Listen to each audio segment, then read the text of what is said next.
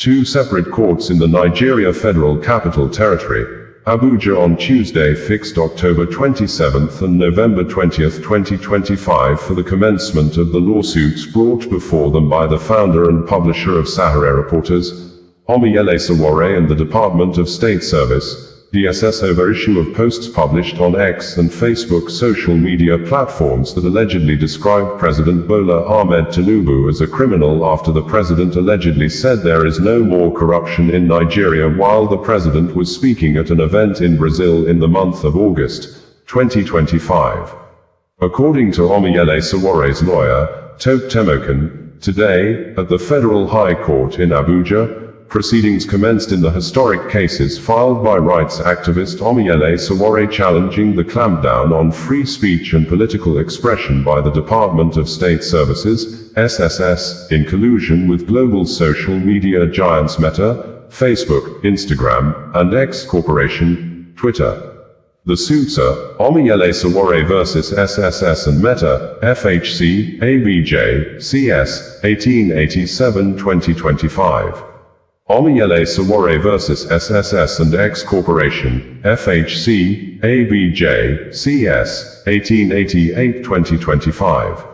Sowore was represented by a formidable team of lawyers, led by Tope Temokan, Abubakar Marshall, Alexander Aketa, Dr. S.M. Oyaha, Dr. Maxwell Opara, Akin Sowore, and Akoje Sava. Representation for the respondents. Meta appeared through Mafesimo Teo Yetabo, San. X Corporation and the DSS had no counsel present in court proceedings.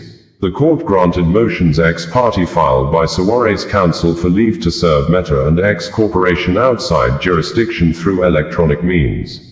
The originating motion against Meta was also served in court on Meta's counsel. Adjournment. The court adjourned both matters to November 20, 2025, for hearing. These suits filed, following the DSS attempted censorship of Sowore's social media post, calling the president a criminal, mark a significant stand against both local repression and international collaboration in silencing dissenting voices. Sowore insists that no government agency or foreign corporation has the right to muzzle Nigerians in the digital space, Barrister Tope Temokan stated on September 30, 2025.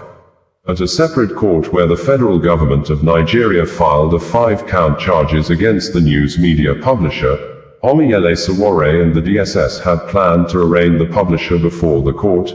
Vanguard newspaper reported that, when the matter came up, Sowore's counsel, Marshal Abubakar, objected to the charges being read, arguing that his client had not been properly served.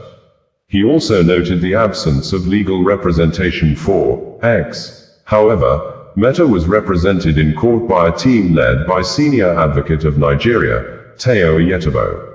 Justice Muhammad Umar, presiding, directed that Sowore be served in court, an order not opposed by any of the parties, including Muhammad Babadoko, Director of Public Prosecutions of the Federation. The court then adjourned the case to October 27 for commencement of trial. Punch newspaper also reported that the DPPF then applied for an order to serve Sowore in open court, which the judge granted. Sowore accepted the documents in court. He subsequently requested 3 days, as provided by law, to study the charge and prepare his defense. While the DPPF objected, Justice Garba upheld the request and adjourned the arraignment to October 27. The court will adjourn to the 27th day of October for the arraignment of the defendants, Justice Garba said. The suit dated the 16th of September 2025 was lodged after Sowore allegedly refused to delete the controversial posts about the president. The Sahara Reporters publisher was accused of using his official X handle to make the post. This criminal at official PBAT actually went to Brazil to state that there is no more corruption under his regime in Nigeria. What audacity to lie shamelessly. The alleged offending post, said to be contrary to Section 24(2)(b) of the Cybercrimes Prohibition and Prevention Act 2024, was said to have been made on August 25 within the jurisdiction of the Federal High Court. The charges were brought on behalf of the DSS and the federal government by MB Abubakar, Director of Public Prosecutions at the Federal Ministry of Justice, alongside 4 other counsel to the DSSM, E. Ernest, U.B. Buller, Dr. C.S. Ez, and E.G. Orabor. Social media companies X Incorporation and Meta Platforms Incorporation are listed as co-defendants. Confirming the legal action in a Facebook post last week, Sowore wrote, "The State Security Service, alias at Officials Inc. today filed a 5-count charge at the Federal High Court in Abuja against X, formerly Twitter Facebook, and myself. They claimed that because I called Asiwaju Bola Ahmed Tinubu a criminal, I have somehow committed a set of novel offenses they invented and spread across 5 counts. It's hard to believe there's anyone sensible left in these offices that should be making Nigeria work. Regardless, I will be present whenever this case is assigned for trial." Revolutiono. Punch Online had earlier reported that the human rights activist and African Action Congress candidate in the 2023 election vowed not to delete the controversial tweet, despite a request from the DSS to X demanding its removal. Restating his stance, Sowore wrote, "This morning, X, formerly Twitter, officially contacted me about the despicable threat letter they received from the lawless DSS over my tweet on Tinubu. One option I will not be taking is deleting the tweet. Thank you, at X." Bringing you the news in a more digital way. Information from the Nigerian Presidency has indicated that there is a plan by President Bola Ahmed Tinubu to begin legal action against the country's former president, Goodluck Ebele Jonathan, over sustained and continuous rumors in certain quarters that ex-President Jonathan may have indicated interest to recontest as Nigeria president in 2027. The Special Advisor to President Bola Ahmed Tinubu on Information and Strategy, Bayo Onanuga, said Jonathan is welcome to join the 2027 presidential electoral race, but Jonathan will have his date in the court of the land. Indeed, the jury will determine whether Jonathan, who was sworn in twice as president, satisfies the constitutional requirements and is eligible to contest the presidency and be sworn in, if successful, for a 3rd term in office. It would be recalled that ex-President Jonathan was one of the most criticized presidents in Nigeria, with politicians, including President Bola Ahmed Tinubu, who was then a chieftain of the Action Congress of Nigeria, ACN, forming a coalition of All Progressives Congress, APC, to defeat the incumbent president in 2015. Currently, there is also a coalition formed by politicians in Nigeria, the African Democratic Congress, ADC, to defeat and remove President Tinubu from office in 2027, and lately, reports indicated that the former president, Goodluck Jonathan, is considering joining the African Democratic Congress, ADC, but no official announcement has been made.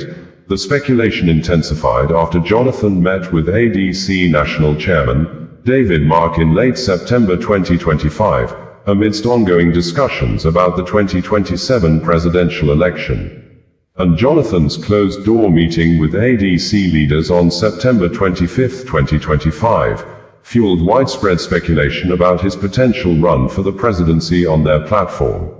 In a statement issued on Monday, Bayo Onanuga, the spokesperson to President Bola Ahmed Tinubu, said, "As we begin the march towards the 2027 elections prematurely foisted on the nation by the desperation of the opposition ganging up against President Bola Tinubu despite his glaring giant economic strides, we are once again regaled with a cacophony of voices, most of them full of sound and fury, signifying nothing, to paraphrase inimitable William Shakespeare in one of his classic works, Macbeth."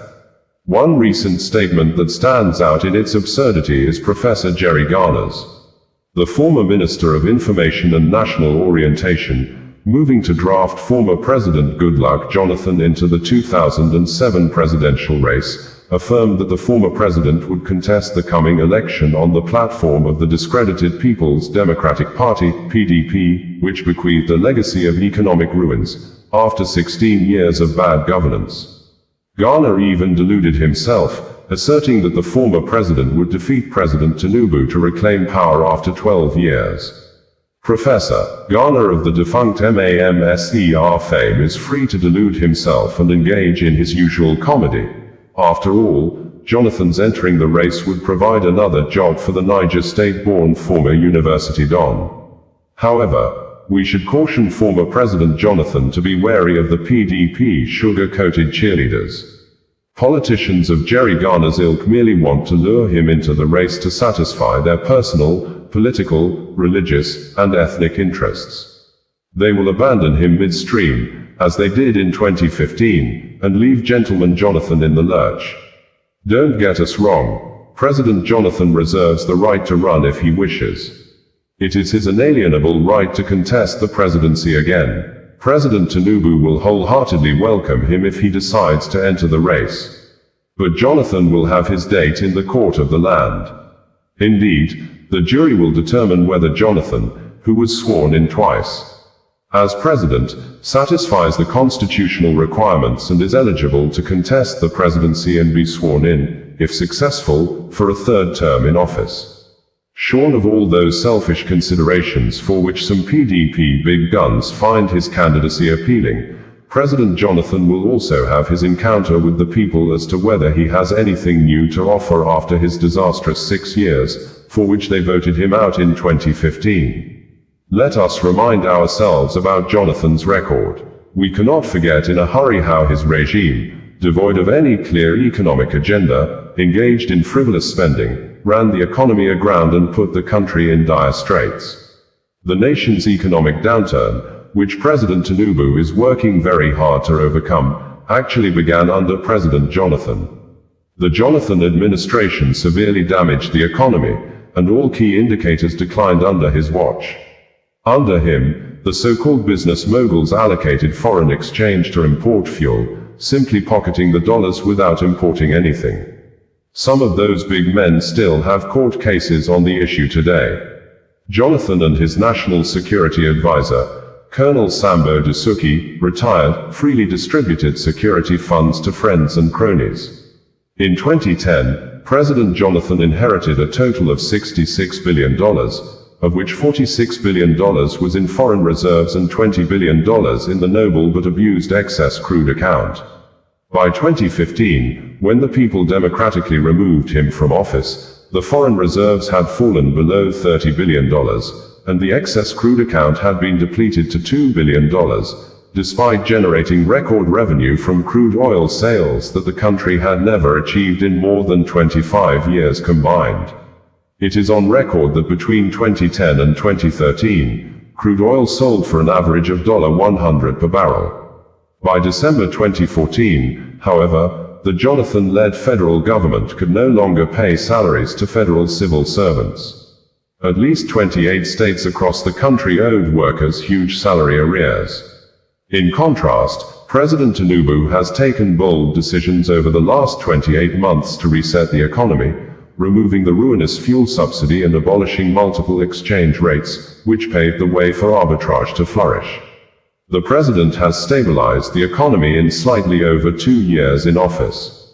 In 2025 Q2, the gross domestic product grew by 4.23%, the highest in 4 years, outpacing the 3.4% projected by the International Monetary Fund.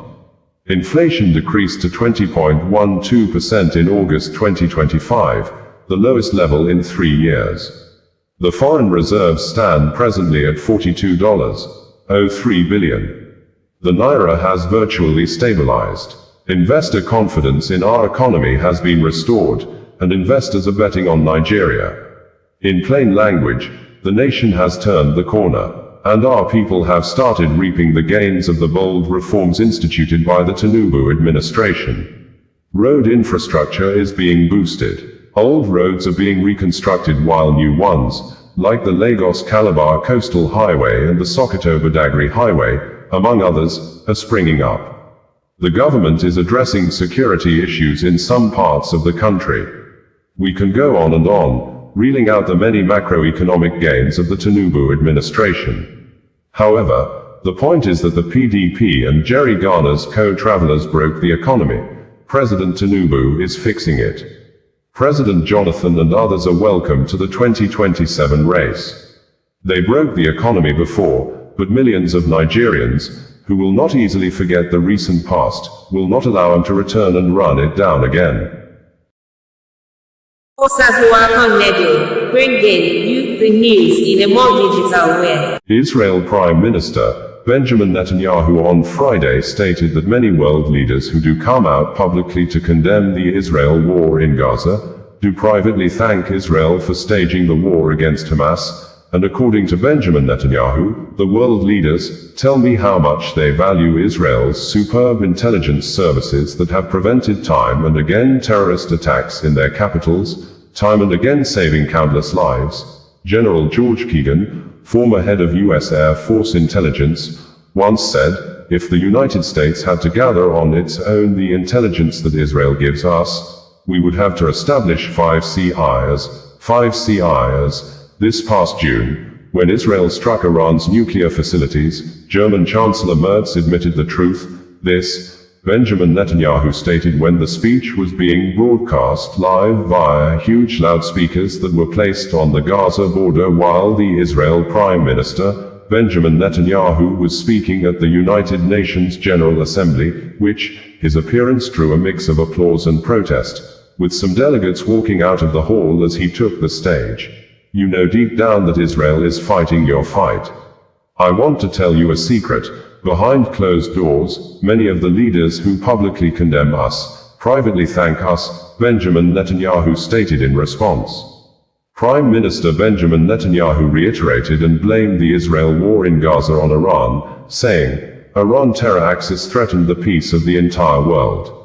Some parts of the long speech by Prime Minister Benjamin Netanyahu at the United Nations General Assembly are presented verbatim below.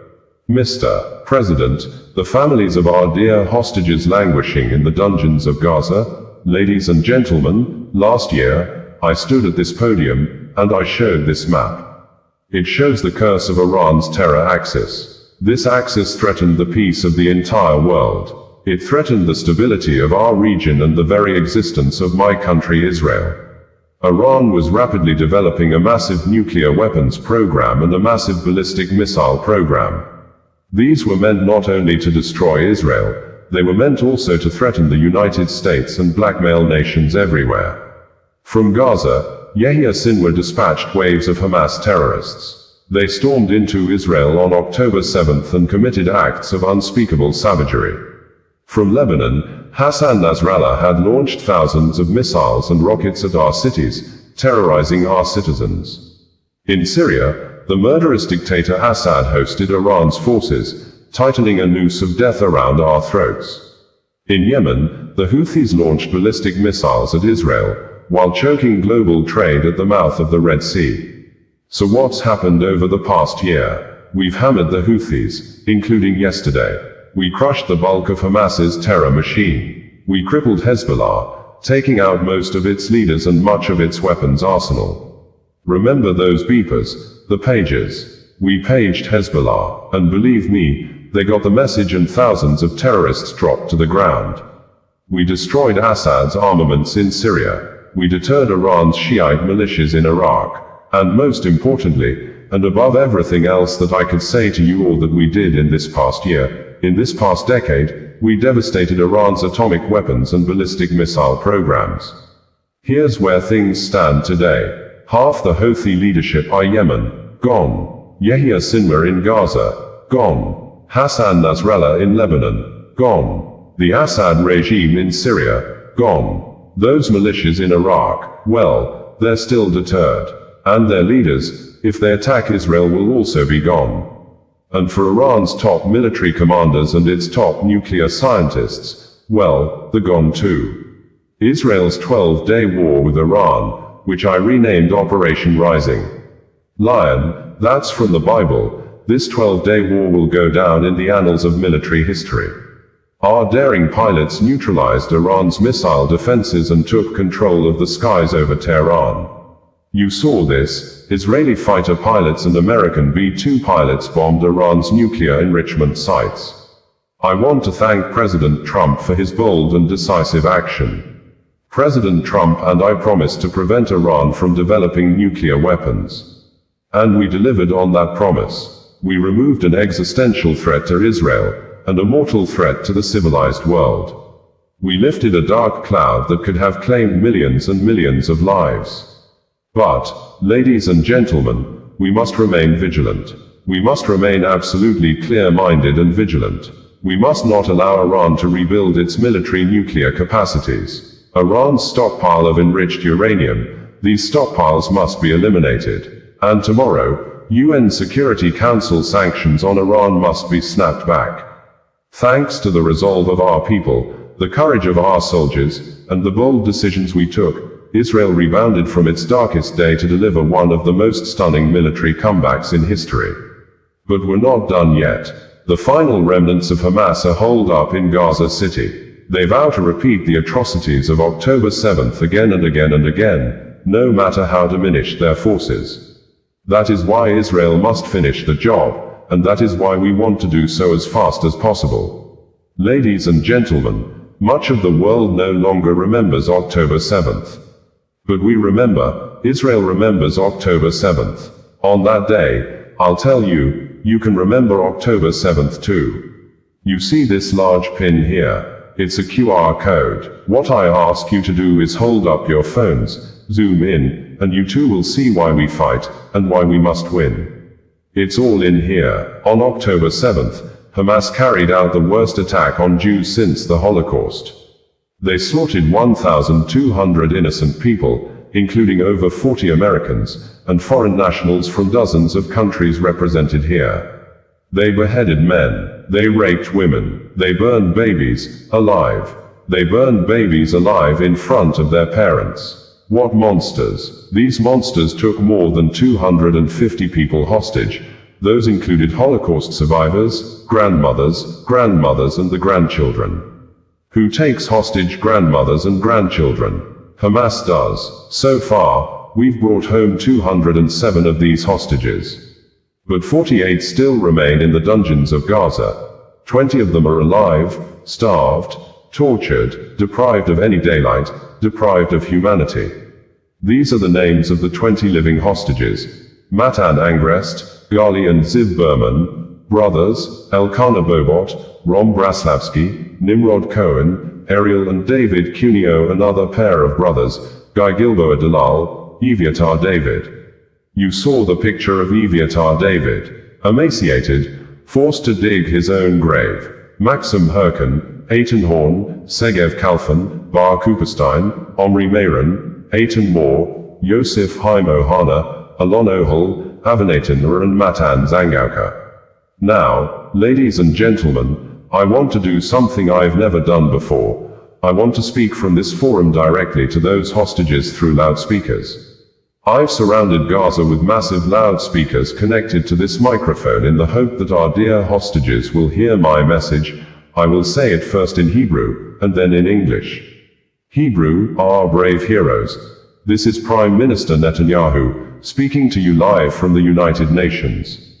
We have not forgotten you, not even for a second. The people of Israel are with you. We will not falter, and we will not rest, until we bring all of you home. Ladies and gentlemen, thanks to special efforts by Israeli intelligence, my words are now also being carried, they're streamed live to the cell phones of Gazans. So to the remaining Hamas leaders, and to the jailers of our hostages, I now say, lay down your arms. Let my people go. Free the hostages. All of them. The whole 48. Free the hostages now. If you do, you will live. If you don't, Israel will hunt you down. Ladies and gentlemen, if Hamas agrees to our demands, the war could end right now. Gaza would be demilitarized. Israel would retain overriding security control, and a peaceful civilian authority would be established by Gazans and others committed to peace with Israel. Of course, you understand that the war in Gaza has affected every Israeli. But I am sure there are people in New York, London, Melbourne and elsewhere who are probably thinking, what does all of this have to do with me? The answer is, everything. Because our enemies are your enemies. Let's do something else. Another first at the UN. Let's do a pop quiz. Raise your hand if you know the answer. First question. Who shouts, "Death to America"? Is it A, Iran, B, Hamas, C, Hezbollah, D, the Houthis, or E, all of the above? All of the above. Correct. All of the above. Second question. Who has murdered Americans and Europeans in cold blood? A. Al-Qaeda, B. Hamas, C. Hezbollah, D. Iran, or E. all of the above? Correct again. All of the above. So here's the point I want to make. Our enemies hate all of us with equal venom. They want to drag the modern world back to the past, to a dark age of violence, fanaticism, and terror.